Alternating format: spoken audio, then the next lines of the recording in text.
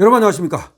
자, 민주당이 자중질환이라고 하는 일요서울에 지금 글이 올라왔습니다.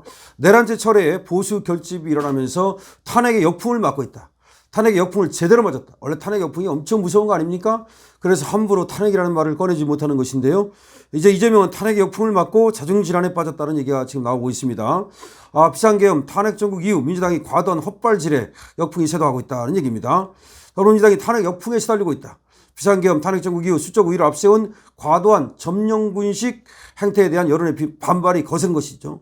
특히 비상계엄 및 대통령 탄핵 사태 이후 보여진 민주당의 과도한 정치 공세는 오히려 마이너스 요인이 되고 있습니다. 걸핏하면 탄핵을 남발하고 이 줄 탄핵을 하더니 걸핏하면 또 이제 고발을 남발합니다. 윤석열 대통령, 한덕수 국무총리까지 탄핵하고 권한대행까지 만들고 말이죠. 최상목도 또 탄핵 압박을 하고 있습니다. 보수층이 이제 강력 결집하고 있습니다. 뿐만이 아닙니다. 탄핵안에서 내란죄를 철회한 것은 그대로 코미디 그 자체다라는 얘기가 나오고 있습니다. 아니 그 내란죄라고 하면서 그 난리를 떨고 국회에서 이거를 가결시킨 것인데 내란죄를 뺀다는 것은 그야말로 코미디다. 이게 모두가 이재명 때문이다. 3월 20일에 시달리는 이재명이 조기 대선을 나가야 되기 때문에 빨리 그래서 내란죄를 빼고서 다른 것으로 한다는 건데 이거는 코미디다. 이건 민주당의 연이은 자충수고 이 자충수의 남발로 여론 지형이 급속히 변하고 있다. 한마디로 윤 대통령이 싫지만 이재명은 더 싫다.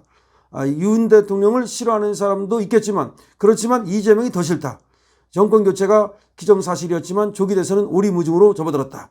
다시 말해서 원래가 이대로 가면은 정권 교체가 될 수 있었지만 이제 조기 대선은 되게 어렵고 그 다음에 지금 정권 교체가 된다는 보장도 없어졌다는 것이죠. 내란죄 철회, 하프닝이 이게 사기 탄핵이라는 비판을 불러왔고 그 다음에 공수처도 요새 계속해서 문매를 맞고 있죠. 민주당은 말이죠. 4일 형법상의 내란죄를 탄핵소추 사유에서 이걸 철회하기로 했는데 이거 엄청난 지금 역풍이 불고 있습니다. 지금 국민의힘에서는 이에 대해서 사기 탄핵이라고 얘기하고 있고 헌법재판소 역시 이것 때문에 지금 재판관 회의를 통해서 다루겠다 그러는데 이거를 미적한다면 헌법재판소 자체도 없애버리겠다. 개헌을 해가지고 헌법재판소를 없애야 된다는 말까지 나오고 있는 겁니다. 노정면 민주당 원내대변인은 이걸 적잖이 의식한 듯 2017년에도 그런 일이 있었다라고 얘기하지만 그거하고는 기본이 다릅니다. 그거는 여러 가지 중에서 나열식 중에서 한두 개를 뺀 거지만 지금은 내란죄를 빼면 남는 것이 없고 80%가 날아가기 때문에 완전히 다른 거죠. 졸속 사기 탄핵이라는 거죠. 그래서 소추 사기라는 말도 나오고 있습니다. 그래서 권성동 원내대표는 뭐라고 말했습니까? 204명의 찬성으로 가결된 탄핵 소추문을 갖다가 수정하는 것이 몇몇 변호사들과 몇몇 의원이 할 수 있는 것이 아니다. 이거는 다시 국회에서 의결을 거쳐야 된다는 얘기가 나오고 있고요. 나경원 의원 역시 내란죄를 뺀 탄핵 소추안은 반드시 새롭게 국회 의결을 받아야 된다고 말을 하고 있고 원희룡도 그렇게 말하고 있고 심지어 안철수마저도 심지어 유승민마저도 지금 상식을 가진 국민이라면 도저히 납득할 수 없는 일이다 라고 얘기하고 있습니다. 국민의힘은 완전히 지금 반격에 나선 것이죠. 내란죄 철회 속사정은 조기 대선 직행을 위한 민주당의 꼼수라는 것입니다. 신동수 수석 대변인은 1심에서 징역 1년에 집행유예 2년을 선고받은 이재명 대표가 공직선거법 2, 3심 등 4월 리스크가 이제 가시화되자 빨리 조기 대선으로 가기 위해서 노골적인 꼼수를 부리는 것인데 헌재는 조수석 대통령 탄핵 소추안을 즉각 각하해야 된다. 이재명 대표의 4월 리스크 방탄과 조기 대선 실시를 위한 이런 어떤 우연적인 탄핵 심판을 서둘러서는 안 된다라고 얘기하고 있는 겁니다. 자, 민주당의 자충수는 내란죄 철회만이 아닙니다. 마치 정권을 잡은 듯 공수처와 경찰을 향해서 이래저래라 하고 말이죠. 점령구의식 행세를 하고 자기가 대통령이나 다 된 듯이 그렇게 얘기를 했죠. 이 상식을 통해서 또 내통을 한다는 것이 밝혀졌고 심지어 헌재하고도 내통을 하는 것이 아니냐라고 하는 얘기까지 있습니다.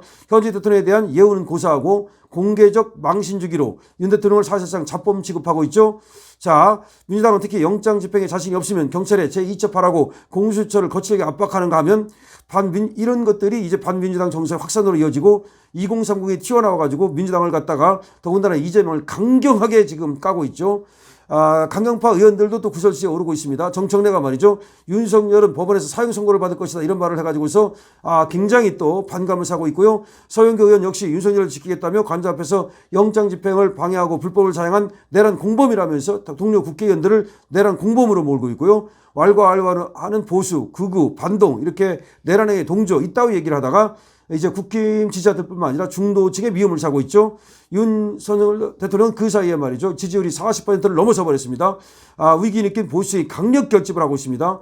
민주당의 무리수는 말이죠. 보수적인 결집을 가져왔고 탄핵 역풍을 불어왔죠. 게다가 현직 대통령에 대한 체포영장 발부와 집행이라는 메가톤급 이슈가 터지면서 여권 전체는 비상계엄 이전 수준의 지금 지지를 회복했습니다. 오히려 더 올라갔습니다. 비상계엄 사태 이후 불과 한 달 만에 야권 우위의 압도적 여론정이 또다시 여야 균형으로 팽팽해진 것인데 오히려 여당 쪽이 이제 우리가 앞서기 시작했습니다. 특히 윤 대통령 지지율이 40대로 급등했다는 여론조사 결과가 나오는가 하면 여야의 정당 지지율도 그동안의 격차를 대폭 줄이고 지금 오히려 지금 골든크로스가 나와서 앞서고 있죠. 한국갤럽이 10일 공개한 여론조사에 따르면 말이죠. 정당 지도는 붙어버렸고 또 다른 여론조사에서는 지금 5% 정도를 지금 오히려 국민의힘이 앞섰습니다. 윤석열 대통령 지지율은 지금 45.2%까지 치솟아 올랐습니다. 이렇게 되자 이제 저것들이 지금 굉장히 똥줄이 타는지 오히려 유튜브들을 마구잡이로 막 이제 고발을 한다든지 하고 있습니다. 근데 더 웃기는 것은 그것이 내란죄라고 하는 그런 명목으로 고발을 하고 있다는 것입니다. 자, 여론조사에 대해서 말이죠. 지금 민주당은 얼마나 당황을 했는지 여론조사 업체까지도 고발하겠다고 얘기했다가 코미디 같은 일이 벌어지고 있고요. 지금 대통령실과 보수 야권은 매도 대통령실과 보수 여권은 말이죠. 고무딘 모습이죠. 그래서 비상계엄과 탄핵 정국 이후 사실상 유구무원의 태도였지만 지금 상황은 상전 몇 개가 됐습니다. 완전히 변했습니다. 전국적인 탄핵 찬반 여론은 여전히 찬성이 조금 높습니다만 이제 붙어버렸습니다. 탄핵 반대 목소리와 탄핵 찬성 목소리가 같습니다. 민주당은 여론조사에서 계속해서 지금 이재명 지지율이 떨어지고 있습니다. 30% 갇혔습니다. 그리고 지금 더불어민주당의 지지율도 계속해서 떨어지고 있습니다. 그런데 오히려 윤석열 대통령의 지지율은 급등하고 있습니다. 국민의 지지율도 급등하고 있습니다. 이렇게 되자 이제 민주당이 조기 대선을 통해서 지가 다 먹은 그런 대통령처럼 얘기했었는데 이제는 조기 대선을 해봤자 지가 이긴다는 보장이 없습니다. 그러니까 지금 야당에서는 물론 이재명이 앞서가고 있지만 지금 30% 초반밖에 안 나오기 때문에 이것이 확장성이 없다는 것이 지금 얘기가 나오고 있고 그래서 지금 민주당에서 말이죠. 멘붕에 빠졌습니다. 그래서 이재명이가 만약에 대통령에 나간다 하더라도 될 가능성이 별로 없다는 생각을 하게 됐습니다. 근데 만약에 말이죠. 이재명이 안 되는 날이면 그리고 우리 여권에서 되는 날이면 그때는 엄청난 반격을 통해 가지고 완전히 민주당을 초토화시켜 버릴 것이기 때문에 저것들이 지금 완전히 지금 멘붕에 빠졌다는 얘기가 나오고 있습니다. 그래서 저것들이 지금 오히려 이재명이를 제거하고 말이죠. 내각제로 가야 된다는 얘기까지 나오고 있습니다.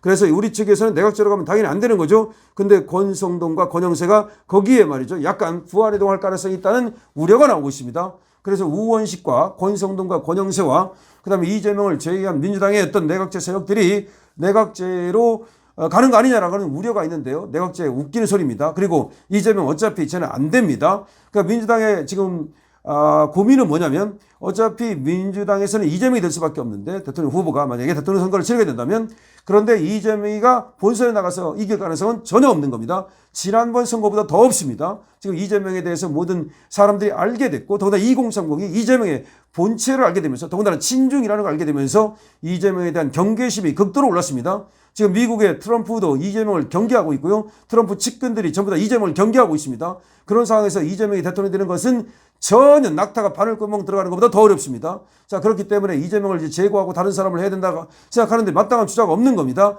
그때는 우리가 오히려 이길 가능성이 훨씬 많고 지금 탄핵 역풍이 불기 때문에 말이죠. 따라서 이재명은 이제 조기 대선을 포기할 가능성이 있습니다. 근데 문제는 이재명이 조기 대선을 포기했다가는 깜빵 가는 것이 100%이기 때문에 이게 겁나는 겁니다. 따라서 이재명이 지금 할 수 있는 방법은 이제라도 윤석열 대통령한테 무릎을 꿇는 수밖에 없겠죠. 무릎을 꿇고 내가 잘못했으니까 깜빵만은 제발 보내지 말아달라고 이렇게 얘기하는 수밖에 없는데 이제 늦었죠. 그렇죠? 늦었습니다. 다 때가 있는 것인데 이재명이가 지금 아무리 용 빼는 재주가 있다 하더라도 대통령 되지 못합니다. 이재명이가 아무리 용 빼는 재주가 있다 하더라도 깜빵행을 면할 수 없습니다. 여러분 시원하죠? 공유해 주시고요. 구독 부탁드립니다. 강시선TV입니다.